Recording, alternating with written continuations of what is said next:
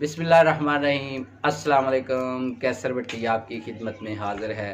कैसे हैं सब? उम्मीद है आप सब खैरियत से होंगे। अल्हम्दुलिल्लाह मैं भी आपकी दुआओं से बिल्कुल ठीक ठाक हूँ। सबसे पहले सब बहन भाइयों और बुज़ुर्गों को मेरी तरफ़ से जुमा मुबारक, और साथ ही आज 2021 का पहला दिन है, मेरी तरफ़ से आप सबको मुबारक हो।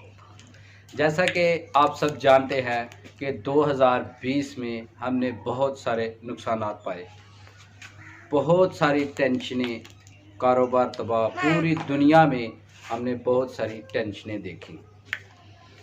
अल्लाह ताला हम सबको इन टेंशनों, इन परेशानियों और ख़ास करके सबसे बड़ी बात जो ये बीमारी है कोरोना वायरस, इससे निजात फरमाए।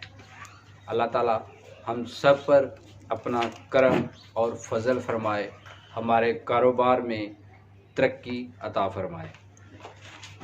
आप सब से अपील है, आप सब 2021 के साल के लिए सब जुमा के दिन बहुत सारी दुआ करें कि हम सब के लिए ये दिन, ये साल बहुत करम और फजल वाला साल जो है, और अल्लाह ताला हमारे कारोबारों में बरकतें अता फरमाए।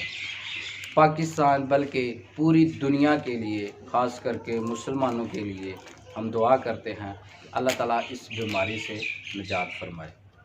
अल्लाह ताला पाकिस्तान को तरक्की याफ्ता मुल्क बना दे।